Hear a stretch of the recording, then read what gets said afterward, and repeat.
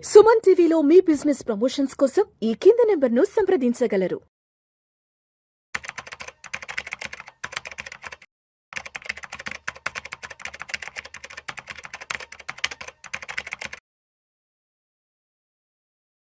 నమస్తే హర్ష. నమస్తే sir. Welcome to Vishnu talks. Thank you. So Harsha, ఒకసారి బంగారం వెండి ధరల గురించి మాట్లాడదాం. దీపావళి ముందు వరకు బంగారం వెండి ధరలు ఎంతలా అరాచకం సృష్టించాయో చూసాము. 24 క్యారెట్స్ 10 గ్రామ్స్ అయితే దీపావళికి ముందు దగ్గర దగ్గర 1,35,000 1,36,000 వరకు వెళ్ళిపోయినాయి. అండ్ సిల్వర్ విషయానికి వస్తే దీపావళి ముందు వరకు సిల్వర్ బార్స్ అయితే దగ్గర దగ్గర 2 లక్షల రూపాయలు అడ్వాన్స్లు ఇచ్చి క్యూ లైన్ లో నిలబడి మరీ కొన్నారు జనాలు. ఎస్, దీపావళి తెల్లవారుజాము నుంచి ఒక్కసారిగా సినిమా అంతా మారిపోయింది. దీపావళి తెల్లవారుజాము నుంచి బంగారం ఏమో ఆల్మోస్ట్ 10% డ్రాప్ అయి పడిపోయింది. అండ్ వెండి విషయానికి వస్తే 15 to 18% డ్రాప్ అయింది. అంటే దీపావళి ముందు వరకు వెండి అయితే 2 లక్షలు ఉన్నది, ఇవాళ 1,45,000 1,50,000 వరకు వచ్చేసింది. కాబట్టి ఎందుకంటారు దీపావళికి ముందు అంత పెద్ద విపరీతమైన అరాచకమైన ర్యాలీ వచ్చిందంటారు? అండ్ దీపావళి తర్వాత ఎందుకు ఒక్కసారిగా బంగారం వెండి ధరలు చల్లబడ్డాయి? Correct sir. మీరు ఇప్పుడు చూస్తే దీపావళికి ముందు 1.5-2 months వరకు గోల్డ్ సిల్వర్ ఎంత మీకు ఒక 25-30% 2 months లోనే వచ్చాయి. మెయిన్ రీజన్ ఒక 1 to 2 years long time frame తీసుకుంటే ఫండమెంటల్ అన్నిటికంటే మోస్ట్ ఇంపార్టెంట్ రీజన్ మనకి అనిపించే సెంట్రల్ బ్యాంక్ బయింగ్. వాళ్ళు కొన్ని లక్షల కోట్లతో కొంటున్నారు కాబట్టి అది గోల్డ్ ని చాలా సిల్వర్ ని బాగా పెంచుతున్నాయి. లాస్ట్ ఆ 2 months గోల్డ్కి మన దివాళీకి రాక ముందు 2 months ఎందుకు గోల్డ్ అంత పెరిగింది అనేది చూస్తే మీరు ఫస్ట్ అర్థం చేసుకోవాల్సిన రీజన్ వచ్చి అమెరికా వాళ్ళ ఇంట్రెస్ట్ రేట్లు. అసలు అమెరికా వాళ్ళ ఇంట్రెస్ట్ రేట్లకి గోల్డ్ ప్రైసెస్కి ఏంటి సంబంధం, ఎందుకు వాళ్ళ ఇంట్రెస్ట్ రేట్స్ ప్రకారం గోల్డ్ పెరగాలి అంటే ఒక సింపుల్ కాన్సెప్ట్ అర్థం చేసుకుని బేసికల్గా ఇన్ఫ్లేషన్ అంటే ఏంటి? ఇన్ఫ్లేషన్ చాలా సింపుల్గా అర్థం చేసుకోవాలంటే ఈ రోజు నేను కొన్ని వస్తువులు కొనాలంటే దానికి ఖర్చు ఒక 100 రూపాయలు అయితే సంవత్సరం తర్వాత, ఈ రోజు నుంచి కరెక్ట్గా సంవత్సరం తర్వాత అదే వస్తువులు కొనాలంటే నాకు దాని ఖర్చు 105 రూపాయలు అయింది అనుకోండి. అంటే అప్పుడు నా ఇన్ఫ్లేషన్ ఒక 5% పెరిగింది. సో ఇది మీకు నచ్చినా నచ్చకపోయినా ఇన్ఫ్లేషన్ అనేది ప్రపంచంలో ఇప్పటివరకు ప్రతి సంవత్సరం వస్తూ వచ్చింది, అలాగే ఫ్యూచర్లో కూడా ఎప్పటికీ ఉంటుంది. ఎందుకంటే గ్రోత్ ఉన్నంత వరకు ఇన్ఫ్లేషన్ అనేది కంపల్సరీ. సో ప్రతి సంవత్సరం మీరు కొనాలనుకునే సేమ్ వస్తువులు ధర అట్లీస్ట్ ఒక 5 to 6% పెరుగుతూ వెళ్తుంది. ఒకటేసారి పెరగకపోవచ్చు. ఇప్పుడు ఫర్ ఎగ్జాంపుల్ ఒక ఫ్లాట్ రెంట్ ఉందనుకోండి, ఒక 2 yearsలో 10%, 2 years సేమ్ రెంట్ కట్టినా 2 years తర్వాత 10% పెరగచ్చు. బట్ యావరేజ్గా చూసుకుంటే 5% 5 to 6% ఎప్పటికీ ఇన్ఫ్లేషన్ ఉంటుంది. సో అది ఆ 5% నేను ట్యాకిల్ చేయాలంటే మనకుండే ఆప్షన్స్ ఏంటి? నా దగ్గర ఈరోజు ఉన్న 100 రూపాయలు నేను తీసుకెళ్ళి ఎక్కడైనా ఇన్వెస్ట్ చేయాలి. ఇన్వెస్ట్ చేయడానికి నాకు ఏమేమి ఉంటాయి? ఒకటి వచ్చి బ్యాంక్ అకౌంట్ లో పెడితే 3% 4% ఇస్తాడు. ఇన్ఫ్లేషన్ 5% అంటే నాకు ఆల్రెడీ నాకు 1% 2% నష్టపోతున్నా. రెండవది వచ్చి ఫిక్స్డ్ డిపాజిట్స్ ఉంటాయి. ఫిక్స్డ్ డిపాజిట్స్ కూడా 5.5-6% అంటే ఆల్మోస్ట్ ఇన్ఫ్లేషన్ లెవెల్ ఉంటుంది. మూడోది వచ్చి గోల్డ్ వచ్చి ఇన్ఫ్లేషన్ కంటే స్లైట్లీ ఒక 1 to 2% ఎక్స్ట్రా ఉంటుంది. ఆల్మోస్ట్ ఇన్ఫ్లేషన్ కే ఉంటుంది. మాక్సిమం చూస్తే ఒక 1 to 2% ఎక్స్ట్రానే ఉంటుంది. దానికి మించి ఇంకొంచెం ముందుకెళ్తే రియల్ ఎస్టేట్, అన్నిటికంటే హైయెస్ట్ గా స్టాక్ మార్కెట్ లో డబ్బులు వస్తాయి. కాకపోతే స్టాక్ మార్కెట్ బాగా నాలెడ్జ్ అందరికి నార్మల్ జనాలకి ఎక్కడ ఇన్వెస్ట్ చేసుకోవాలంటే అది గోల్డ్ ఈజీ ఆప్షన్, లేదా ఎఫ్డీలో పెడతారు లేదా రియల్ ఎస్టేట్ లో పెడతారు. ఇప్పుడు అమెరికా వాళ్ళ సెప్టెంబర్లో మన ఇంట్రెస్ట్ రేట్లు తగ్గిస్తున్నాం అని అనౌన్స్ చేశారు. అంటే అర్థం ఏంటి? అమెరికా వాళ్ళు ఫెడ్ రేట్స్ తగ్గిస్తున్నారు. ఎప్పుడైతే వాళ్ళు ఇంట్రెస్ట్ రేట్స్ తగ్గిస్తారో ఏమవుతుంది? మీ బ్యాంక్ ఫిక్స్డ్ డిపాజిట్స్ కానీ మీ నార్మల్ సేవింగ్స్ అకౌంట్ ఇంట్రెస్ట్ రేట్లు కానీ ఇవన్నీ తగ్గిపోతాయి. అవన్నీ తగ్గిపోయి అంటే ఒక 7% దగ్గర ఉండింది అనుకోండి, అమెరికా వాళ్ళు మేము 1% తగ్గిస్తున్నాం అని అన్నారు అనుకోండి. ఇన్ఫ్లేషన్ మీకు ఆల్రెడీ 6% ఉంటే ముందు అందరూ నాకు 7% అక్కడ బ్యాంక్లో పెడితే వస్తుంది కదా, ఇన్ఫ్లేషన్ 6% కదా, ఒక 1% ఎక్స్ట్రానే వస్తుంది కదా అని ఆ బ్యాంకులో పెడతారు. కానీ ఎప్పుడైతే అమెరికా వాళ్ళు ఇంట్రెస్ట్ రేట్లు కట్ చేస్తున్నాం అని అంటే అప్పుడు ఏమవుతుంది? వాళ్ళు బ్యాంక్లో పెట్టినా 6% వస్తుంది, ఇన్ఫ్లేషన్ 6% వస్తుంది. అలాంటప్పుడు వాళ్ళు ఇది నాకు బ్యాంక్లో పెట్టడం వేస్ట్ అని చెప్పి ఆ డబ్బులంతా తీసుకెళ్లి గోల్డ్లో పెడతారు. రైట్? సో ఎప్పుడైనా సరే అమెరికా ఇంట్రెస్ట్ రేట్లు తగ్గిస్తే దానివల్ల మార్కెట్లో ఎవరైతే జనాలు డబ్బులు ఇన్వెస్ట్ చేస్తారో వాళ్ళకి ఇన్వెస్ట్ చేయడానికి ఆప్షన్స్ తగ్గిపోతే కనుక సేఫెస్ట్ బెట్ వాళ్ళు చూసేది గోల్డ్.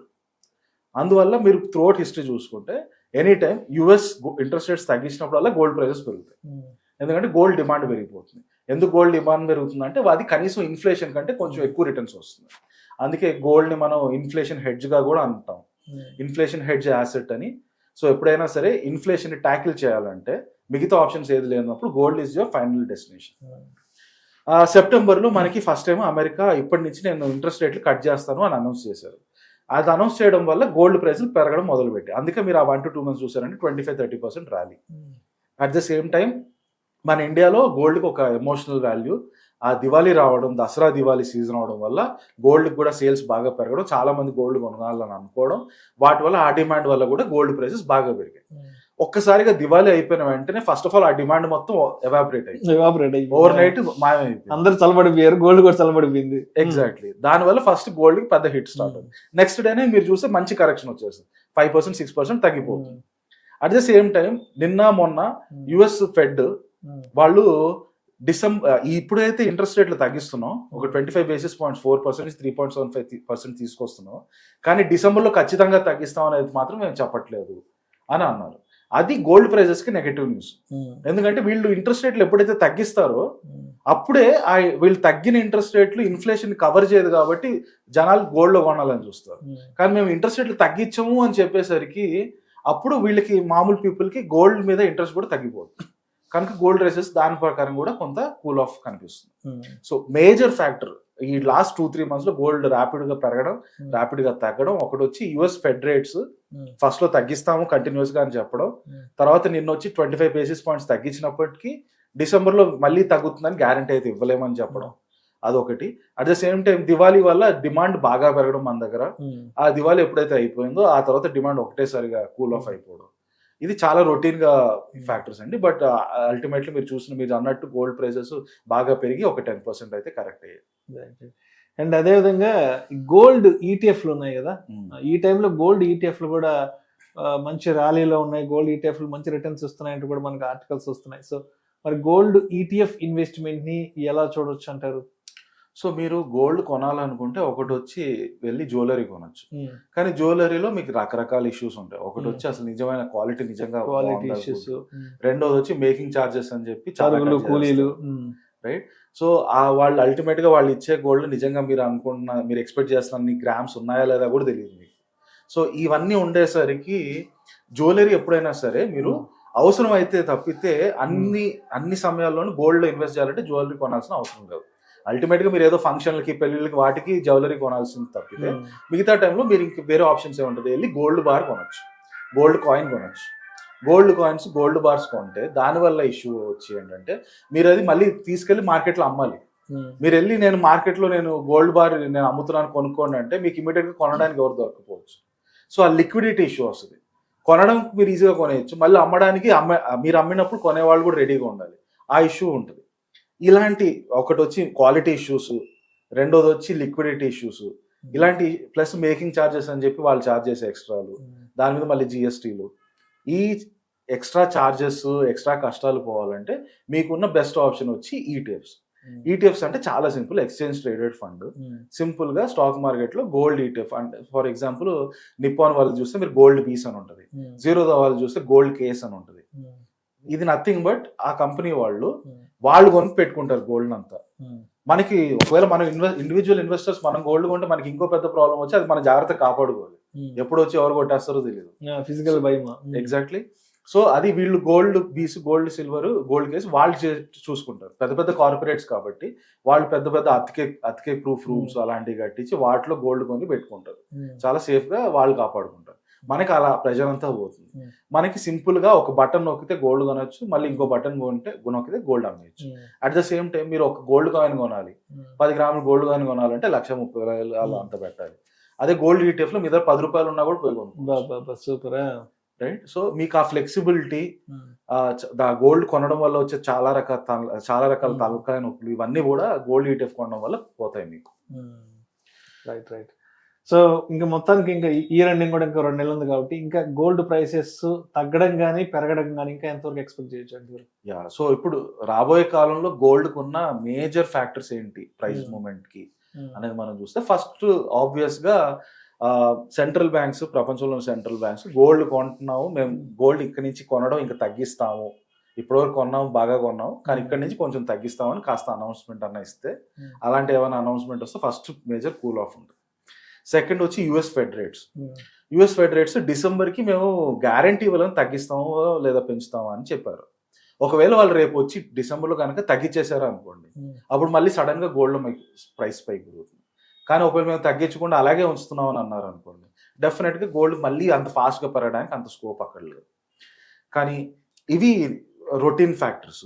ఇది కాకుండా ఇంకొన్ని స్పెషల్ ఫ్యాక్టర్స్ ఉన్నాయి. అది వచ్చి నంబర్ 1 వచ్చి అమెరికాలో ఉన్న డెట్ ప్రాబ్లం. ఈరోజు అమెరికా $37 to $38 trillion అప్పు మీద కూర్చొని ఉంది. అంత పెద్ద అప్పు మీద కూర్చున్నప్పుడు మీరు దాన్ని రెగ్యులర్గా వడ్డీలు కూడా కట్టాలి. ఇప్పుడు ఏమవుతుంది, మీరు అంత పెద్ద అప్పుకి వడ్డీలు కడుతూ ఉంటే మీ గవర్నమెంట్కి వచ్చే ఆదాయంలో మ్యాక్సిమం డబ్బులు వడ్డీ కట్టడానికి వెళ్ళిపోతుంది. దానివల్ల మీకు మిగతా సోషల్ సెక్టర్, హెల్త్ కేర్ వీటన్నిటి మీద ఖర్చు పెట్టడానికి ఉండదు. ఇది కనుక ఒక లెవెల్కి వచ్చాక సంక్షోభంగా తయారవుతుంది. ఫర్ ఎగ్జాంపుల్ మన ఇండియాలో ఉన్నాం, మనం పిఎం కిసాన్ అని స్కీమ్ ఇస్తున్నాం. ఫార్మర్స్ అందరికి ప్రతి 3 నెలలకి, 2 నెలలకి, 6 నెలలకి ఒకసారి డబ్బులు పంచుతున్నాం. సడన్ గా ఆపేస్తున్నాం ఎందుకంటే మాకు అప్పులు కట్టుకోవాలి, మీకు పంచడానికి డబ్బులు లేదన్నారు అనుకోండి, ఫార్మర్స్ అంతా సంక్షోభంలోకి వచ్చేస్తారు. ఫార్మింగ్ సిస్టమ్ మొత్తం ప్రాబ్లంలోకి వచ్చేస్తుంది. అలా అమెరికాలో కూడా వాళ్ళ ఎకానమీ ఒక ప్రాబ్లంలోకి వచ్చేస్తుంది. ఎప్పుడైతే వాళ్ళ అప్పు వడ్డీలు పెరుగుతూ వెళ్తారో, అప్పు పెరిగితే దానికి ఈక్వలెంట్ గా వడ్డీ కూడా పెరుగుతుంది. వడ్డీలు ఇలా పెరుగుతూ వెళ్ళాయంటే వాళ్ళకి మిగతా వాటి మీద ఖర్చు పెట్టడానికి డబ్బులు తగ్గిపోతాయి. అలా ఖర్చు పెట్టడానికి డబ్బులు తగ్గిపోయినప్పుడు మొత్తం ఎకానమీ, సొసైటీ సంక్షోభంలోకి వచ్చేస్తుంది. అలాంటి టైంలో ఇంక మీకు మిగిలిన లాస్ట్ ఆప్షన్ ఏంటి, ఫెడ్ దగ్గరికి వెళ్ళి, అంటే మన రిజర్వ్ బ్యాంక్ లాంటి దగ్గరికి వెళ్ళి డబ్బులు ప్రింట్ చేయడం. ఎప్పుడైతే మీరు డబ్బులు ప్రింట్ చేస్తారో, ఆ ప్రింట్ చేయడం అనేది దానికి న్యాచురల్ ఎఫెక్ట్ ఇన్ఫ్లేషన్ పెరుగుతుంది. ఎందుకంటే సిస్టంలో డబ్బులు ఎక్కువ పెరిగిపోయేసరికి ఉండే గూడ్స్ లిమిటెడ్, అందరూ దానికి కావాలంటారు కాబట్టి వాటి రేట్లు పెరుగుతాయి. రేట్లు పెరిగితే ఇన్ఫ్లేషన్ పెరుగుతుంది. సో యుఎస్ కనుక డెట్ ప్రాబ్లం ఏమైనా వస్తే, దానివల్ల వాళ్ళు మనీ ప్రింట్ చేస్తే దానివల్ల ఇన్ఫ్లేషన్ వస్తుంది. ఇన్ఫ్లేషన్ కనుక వచ్చిందంటే అందరూ మళ్ళీ అన్ని వదిలేసి గోల్డ్ మీదకి వచ్చేస్తారు. ఎందుకంటే gold safest for inflation tackling.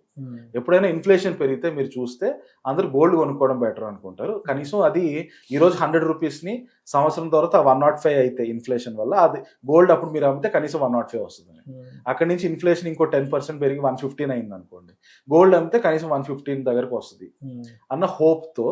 And generally also gold ఎప్పుడు కూడా ఇన్ఫ్లేషన్ మినిమం బీట్ చేస్తుంది అన్న హోప్తో అందరు గోల్డ్ మీదకి వస్తారు. సో ఆ రకంగా ఒకవేళ యుఎస్ లో ఏమైనా సంక్షోభం వస్తే అప్పుడు డెఫినెట్ గా గోల్డ్ ప్రైస్ పెరగడానికి.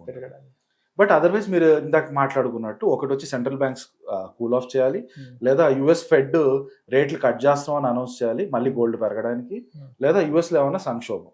ఒకటి వచ్చి మన అమెరికన్ డెట్ వల్ల, రెండోది వచ్చి at the same time AI bubble వల్ల మళ్ళీ స్టాక్ మార్కెట్ ఏమైనా క్రాష్ అయితే అప్పుడు అక్కడి నుంచి డబ్బులు మళ్ళీ గోల్డ్లోకి వస్తే అప్పుడు మళ్ళీ గోల్డ్ పెరగడానికి స్కోప్ ఉంటుంది. సో అది కూడా ఒక స్కోప్ ఉంటుంది.